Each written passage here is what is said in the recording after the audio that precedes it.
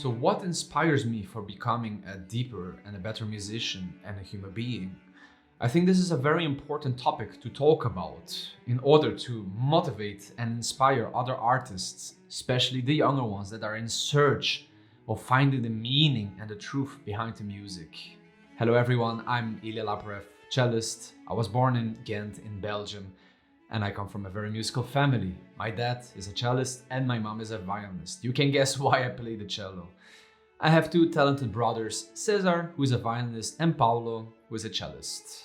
My dad, he discovered the talent in me when I was around 4 or 5 years old. Well, I don't remember, it's so long time ago. But he noticed my talent because each time when he was practicing the cello, I got very excited and I kind of felt an affinity for that large instrument since he played it so beautifully. Also, what is crazy, when he put recordings on, apparently I could immediately recognize who played what. I was like, alright, this is Shafran playing Rococo by Tchaikovsky, or this is Casals playing Schumann Concerto. And then, of course, a few years later, my dad, he bought me a cello, and since then, my journey as a cellist has started, and this is my story.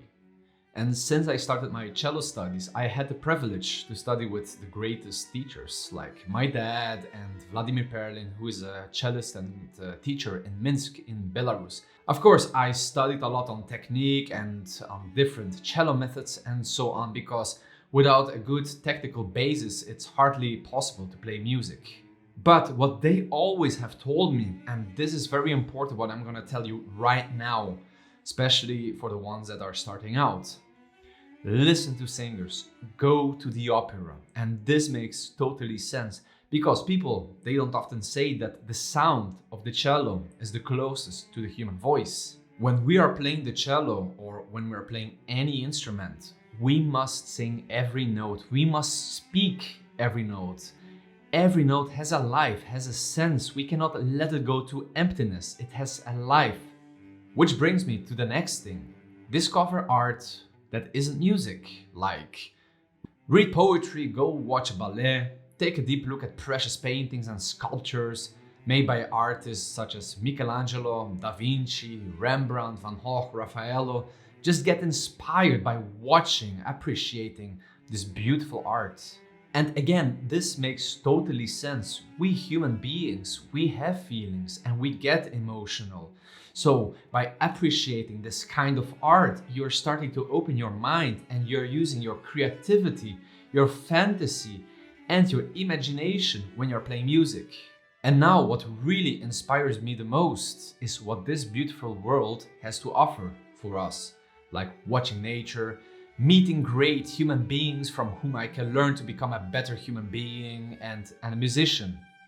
I had the privilege to study with great teachers and mentors, such as my dad, as mentioned before, Vladimir Perlin, who showed me the truth about the music. And then there is Hans Mannes, a Belgian cellist and a great teacher that practically gave me everything about cello technique and opened my mind, like he gave me a new point of view about music. Sometimes as a student, we want to do the way we want, our way, right? But no.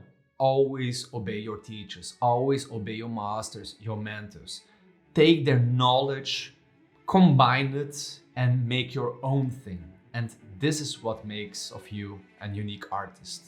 Now, rewinding a little bit back, I was talking about nature, right? Why that inspires me the most? Well, I'm gonna tell you why. For me, it is essential that I have contact with nature. You know, it calms me down, it gives me the time to reflect on things like my life. I love to hear the water stream down the river, the birds singing, feeling the wind breezing, and I can name so much more. Then, for instance, Rachmaninoff composed in the middle of nowhere in Russian nature, in front of the lake where there are mountains and so on. Didn't he get inspired by nature if you listen to his music? Or Brahms, for instance. Didn't he wrote some of his symphonies? I believe the Third Symphony. Didn't he write it in front of a lake? Another example is if you take Strauss's Alpensymphony, can you not hear the nature that he's putting into his music, like the storm or the sunrise or the birds singing? Anyway, I highly recommend that you switch off the TV, switch off social media, because that's just bad energy, bad negative information that you get, especially nowadays in these times that we are living, and just go into nature. With the things that I have mentioned before, let's dive a little bit more deeper into the music written in the score. We are musicians, we are artists, right? We are kind of actors that we need to feel our roles, we need to feel our paper. Do some research about the composers, who they were, how was their lives, what they had or have to tell through their music. But there are two things that I need to tell you that you need to remember and put in your mind. The first thing is, don't put your ego in front of the music. The music is above you. You are just a messenger in order to contribute for a better world.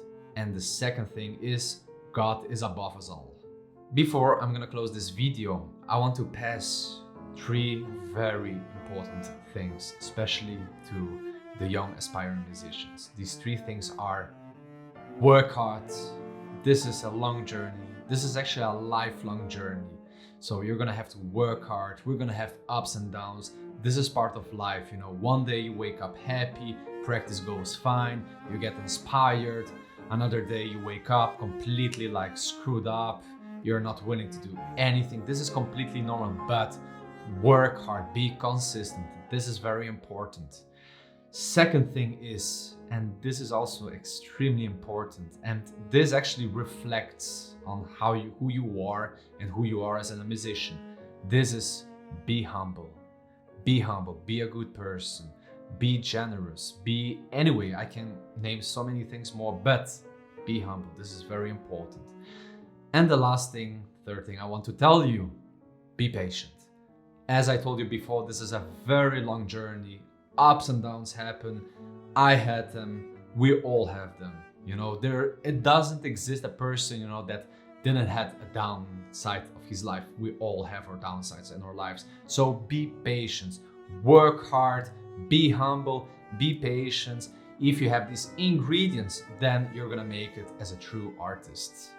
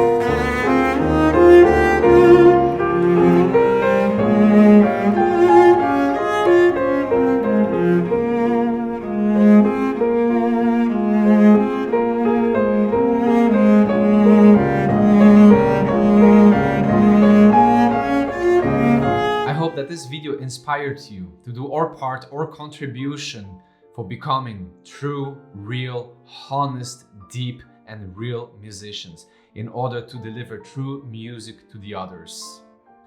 Thank you so much for taking your time for watching this video, and I hope I could deliver a certain message to you. Have a great day and we'll see us next time. Bye bye. Amen.